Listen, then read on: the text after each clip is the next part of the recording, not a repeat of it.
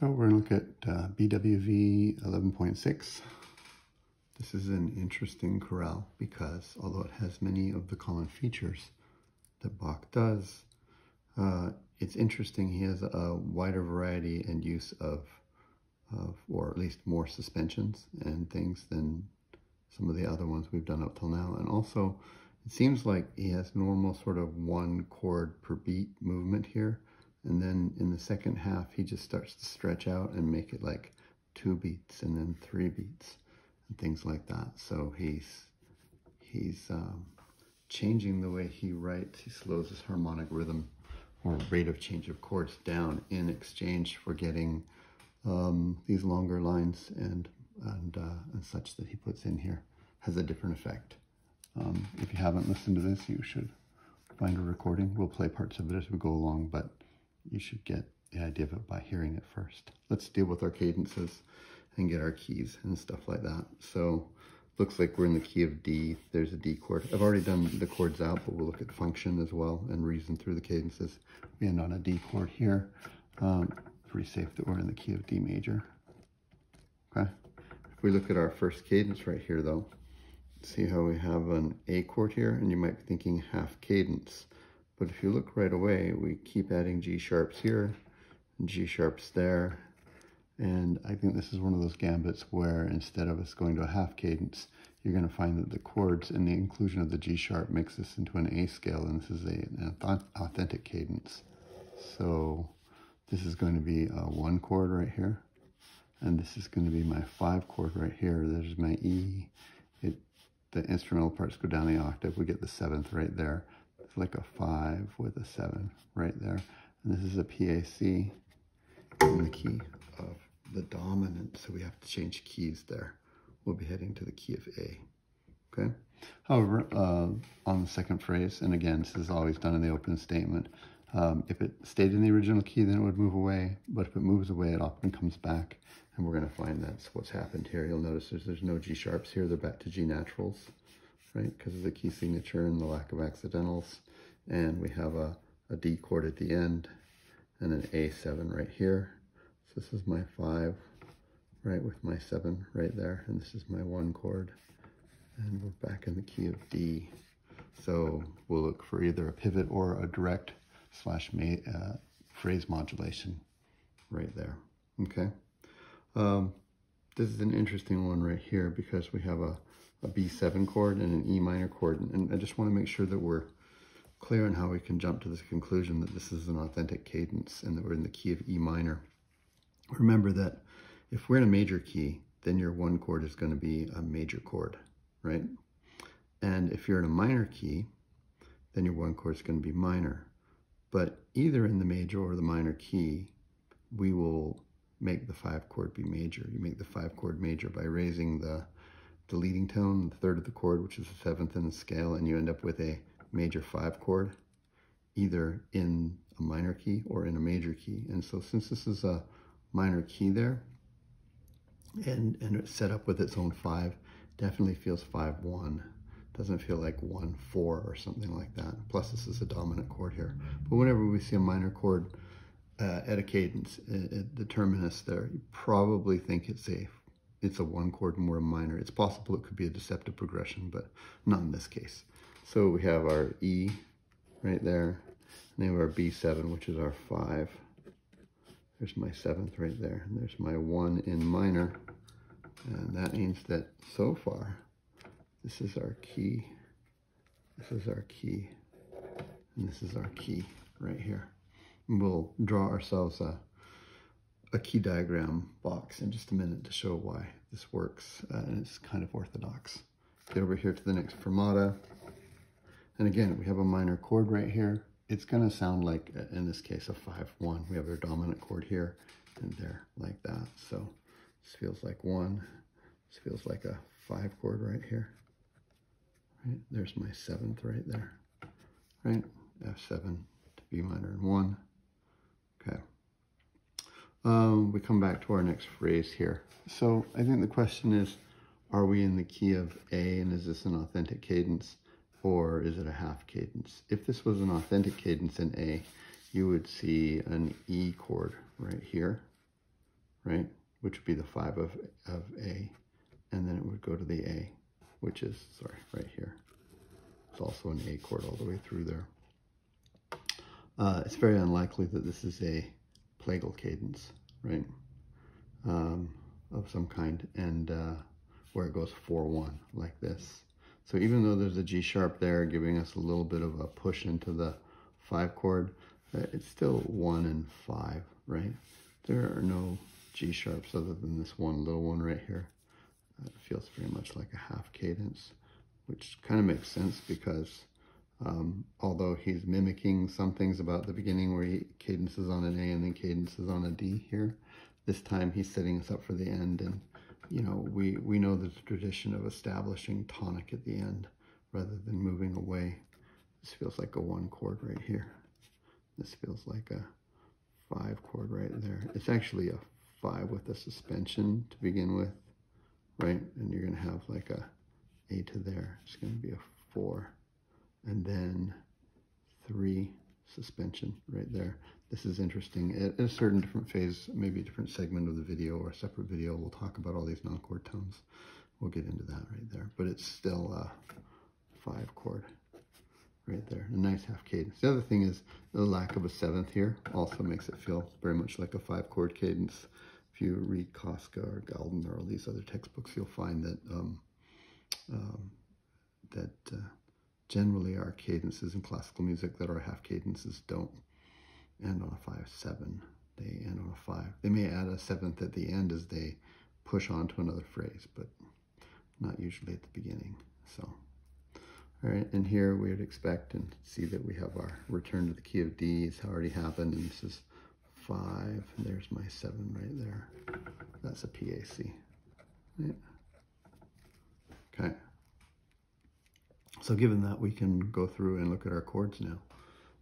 That means that here, in this first phrase, we're starting in the key of D, but we're looking to change to the key of A, somewhere in here. Probably going to be a pivot chord of some kind that we can rationalize there, usually. So let's just start here. Here's my 1 chord right there. And B minor will be my 6 chord, right? And then this is my 5 chord right there. Okay. And this would be my 1 chord again. So Bach is giving us a nice opening sound to establish his key. I'll just play through that for you right there. Right? Passing tone, so. And then 6 chord. Right? Oh, sorry. Yeah.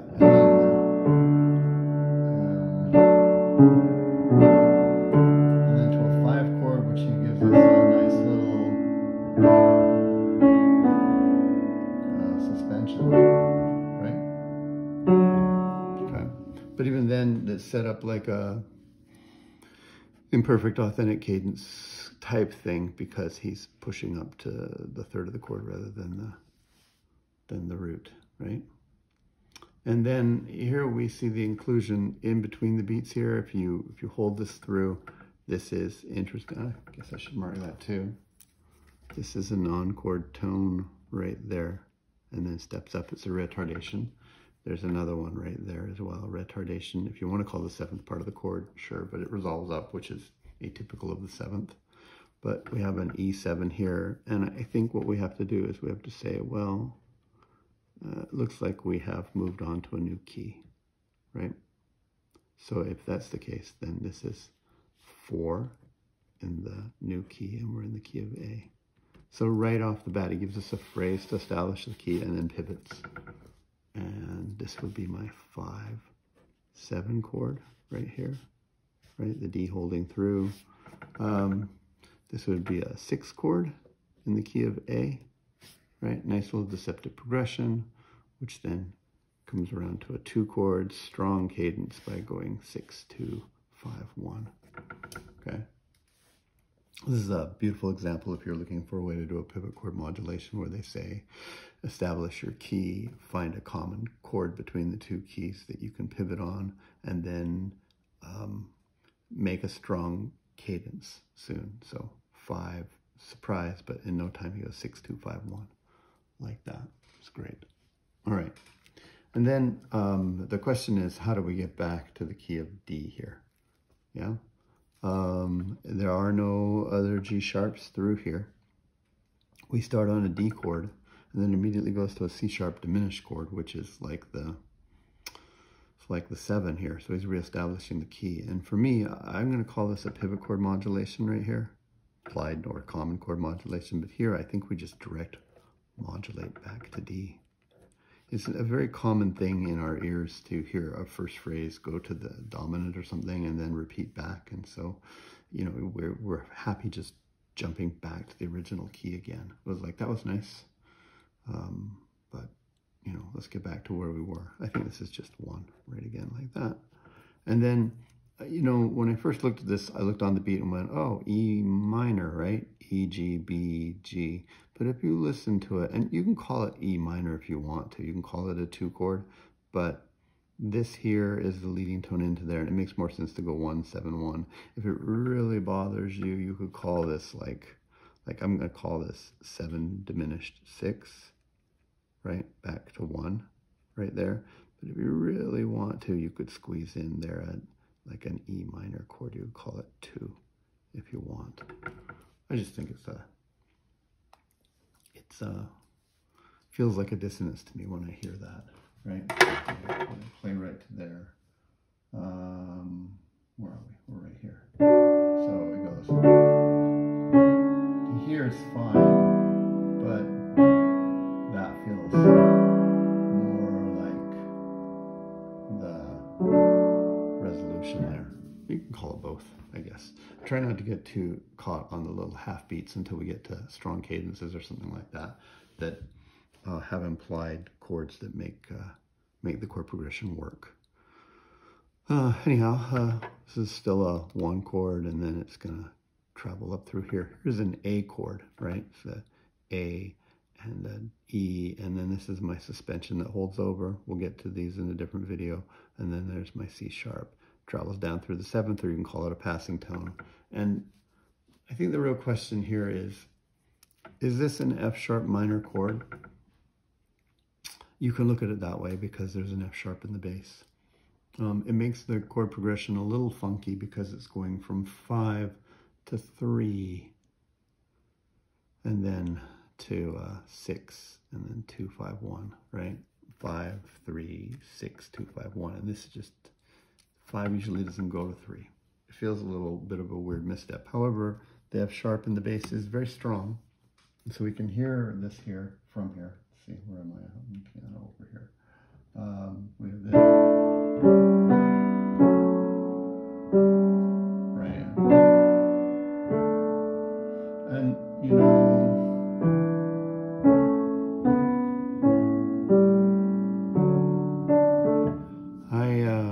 I hear that, and yet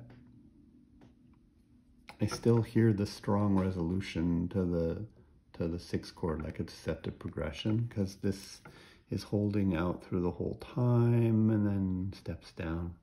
If you want, well, anyhow, so we can call this a 5, and with the 7th, we'll put a 2 right there if you want. We can call this a 6 if you really hear it that way. In some ways, though, I almost feel like that is an anticipation of that. I don't think we have to define it either way, except it's weird to go to 3. Oh, sorry, not 6, 3. You can call it a 3 if you want, right?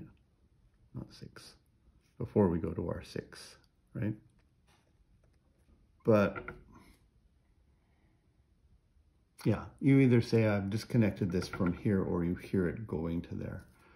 Some people will call 3 a soft revoicing of 5 in this case, or you can hear this as an anticipation of the chord tone that's coming up.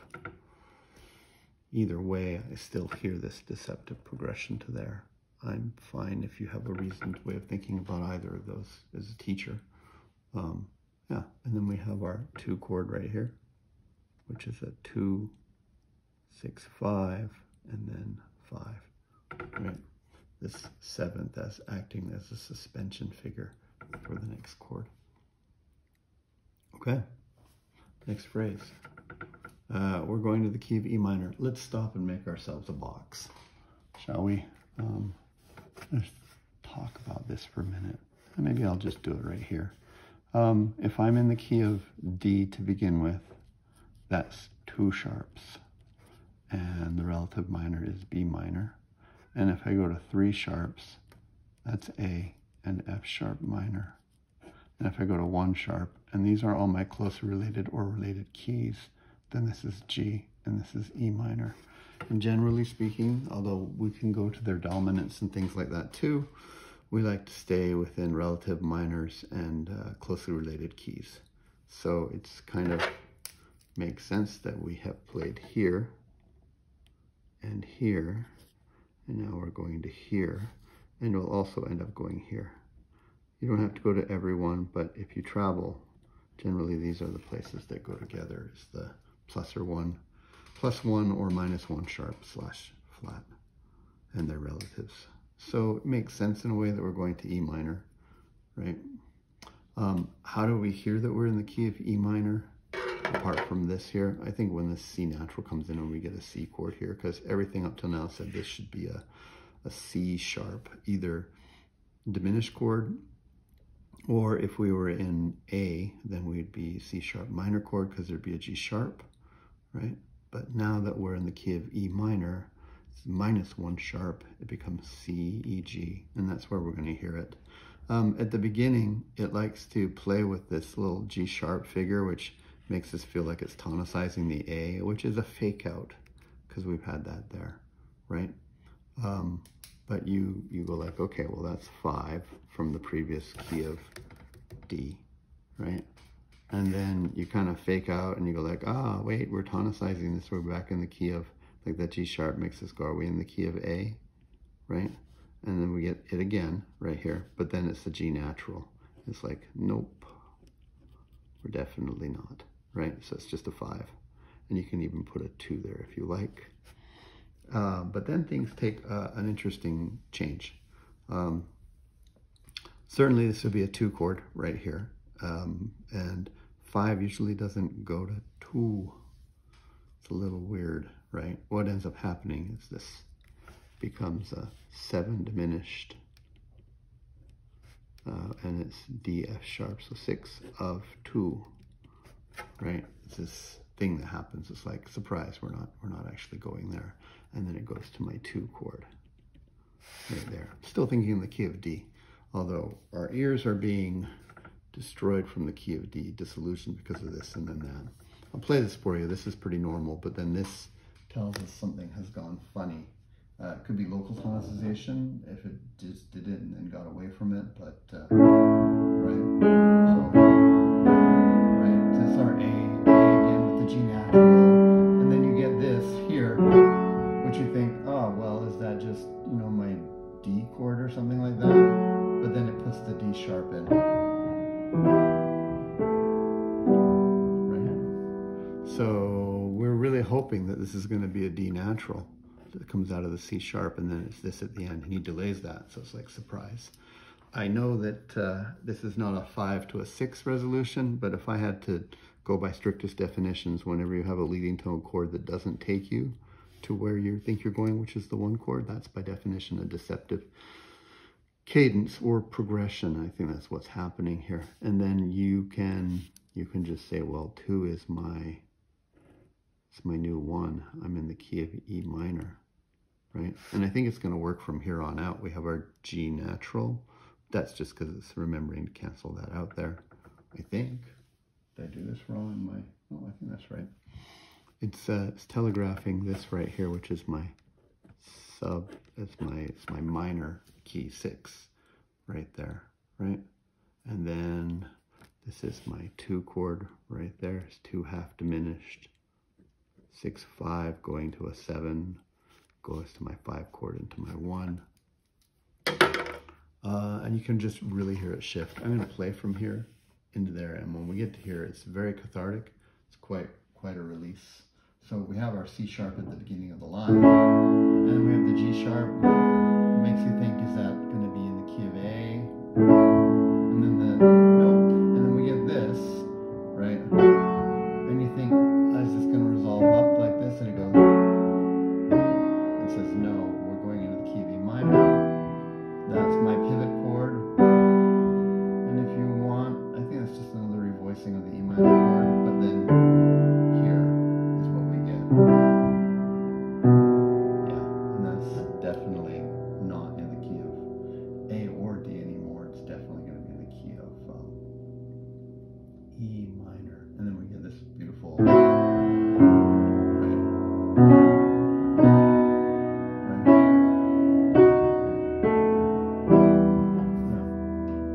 cool. The delay here is really significant because we expect with this chord to come in here for this to chonk into a D major chord from the 5 to the 1, and then it's like, no, we're not going to do that. It's nice.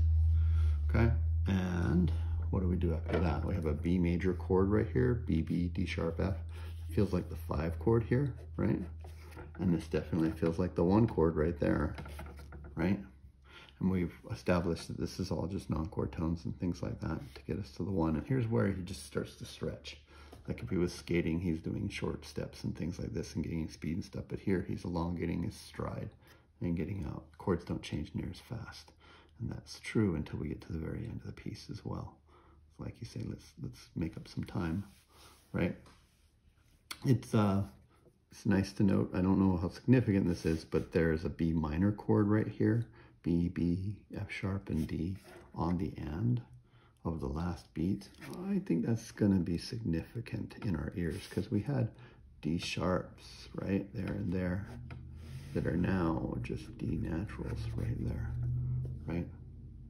Yeah. Speaking of cross relations and things like that, this is a C natural right here, giving us the F sharp half diminished 7, which is the 2 chord in this key. This is still a C sharp. And that's just because we're using the melodic minor. We don't want to go D sharp down to C natural back up again. It's coming back up, right? So you get that as a whole step neighbor tone rather than an augmented second, which is something we try and avoid unless we're going for that very specific sound. But that would mean that this is like a pivot chord here, right? 1 is going to equal 4 in the key of B minor, and we're now in the key of B minor. Right there. And then we have our cadences. C sharp is going to be, C sharp minor is going to be like a 2, right? It's interesting. You can call this the thing here or this here. This will be my 2. And it's got the G sharp. Sorry, it doesn't have a G sharp. It's half diminished, not minor. Half diminished, which would make it my 2 half diminished. For this key, 6, 5 for here, and then 7 for there. That makes sense in the key, because this is half diminished in the key of B minor. Okay, last line, getting through. We're in the key of B minor, just like here, we started off with the 5 chord, we come over here, and we have a 5 chord, right? F sharp, it's got the leading tone in here, and this is gonna sound like a 1. So here we finished off, and we were in the key of E minor with our right? And then it starts the next phrase, still feeling like a 5 chord, right? Right? That kind of sound, right? And we get to our 1 chord like that, right? And similarly, we end up here going with a 5-1, 5-7 right there. It's like this, to our 1, right? And then we start our next phrase right here, still feeling like we're in that key. It just goes back to a 5. And then, right? And then it feels like we're there, right? Right? It's really good. Right? All right. But there is a change happening. We can tell that we're coming back to the key. Although it's going to be a half cadence right there. And we should have a look at some of this. So C sharp diminished is going to end up being my 7 for my D right there. Right? C sharp diminished 6. And then this is just 5-3. It's the root position version of this. This is an interesting chord to leap up, or note to leave up to. It's not in this chord. it's an anticipation of the D chord. But if you combine all these notes together, it's also an A7 chord, which is changing this into a proper 5, 6, 5. Is that on the camera? I can't tell. Come on. Yeah, it's good enough. Yeah. So it's even making it more authentically going back to the key of D by adding that in there, right? Is this a G chord right here? G, B, D, the F sharp's riding through as a retardation. Maybe. I don't know. You can tell, you can sort of answer that yourself if you listen to this. I'll play from right here. It's, you know, it's like this. And then, right.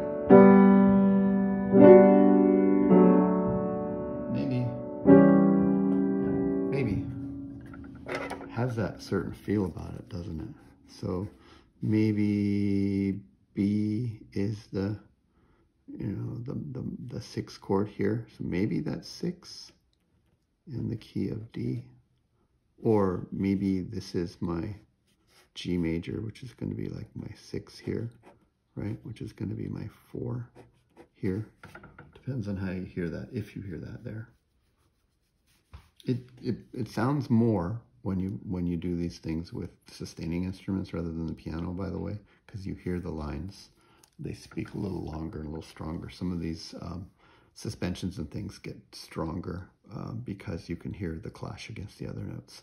Whereas on the piano, you hear it and then there's the suspension a little later, but the decay has happened and you don't hear them rub up against each other as much, right? I don't think this really says we're in the key of A. I think this is just like pushing it to here, and then we can resolve into our half cadence right there. And I think we're back in the key of D, so we can just go 1, 6. This is my G chord, so this is 4. Runs all the way through. You could call this a chord if you want to. I don't think so. I think this is like this, where it goes G the whole time, like it goes here, B to E, it's G to D, right? Just like there's a little jog of an extra chord in here. You can note that this is like right here, there's an A chord right there, right? A, C sharp, E, and G. And so we can throw another 5, 6, 5 in there just to bump us. We're coming up to the final cadence, and I think he wants us to hear that, right? You know, he jumps down to that, and then 1. Again, as we come to our final cadence, it might be okay to analyze more between the beats, because it could just be 1, 5, 1. But if you look here, he took the time to jump down to the G, which is not part of the D chord, and then come up, so we can get like this do, fa, so, more strong cadence. And so this would be like a 2, 6 right there, right? Actually more if you want 6, 5, if you want to hold that through, right? Okay, that's it. We'll do another segment right after this, another video where we look at the non-chord tones and things like that, and just get some practice for a second term, first year, end of second term, beginning of third term students, so they can get practice identifying and naming notes, because there's so many suspensions in here. It's good to look at the intervals. We'll do that in a minute. I'll just point out also there's a couple places in here where there is cross voicing. This is the main one right here. I think it's quite great how this is really hard to play on the piano. This is fine, and then this goes up and spreads to an octave, and you have to leap up and put this interlocked above. And you can't see the hands on the piano, but when you go to play this here, you know, there's my E minor chord right there, right? And we, you know, we're hopping up, and these got to stay here like this in the upper part, but your inside parts cross, right? Like that. It's pretty good, right?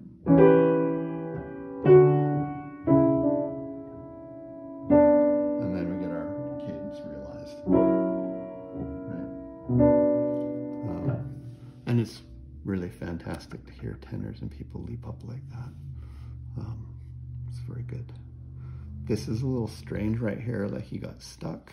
If I were writing this part right here, I'm not trying to criticize Bach, but I'd be like, man, I feel like I'm stuck because of ranges here.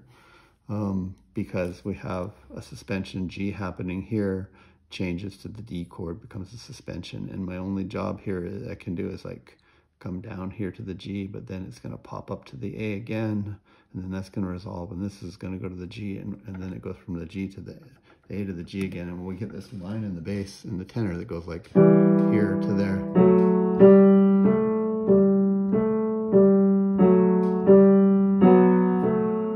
And it's, feels a little stuck. It's not, you know, you might like it, but that's not typical of what Bach usually does. We look everywhere else in this and other chorales, and he's quite dynamically different between the two voices, right? So they do feel like they're saying, you take the ball. No, you take the ball. No, I don't want the ball. You take the ball. It's like, you know, if you're holding the ball, you get hit. I don't want the ball. They just keep noodling. Maybe like, maybe. Right. And it's the kind of thing that if I were writing it, the first draft, I go like, conceptually, this is really interesting. But then when I hear it, I go like, it's not working the way I thought it would be. Good idea, but didn't work. I don't know. We'll do another video now on non-chord tones.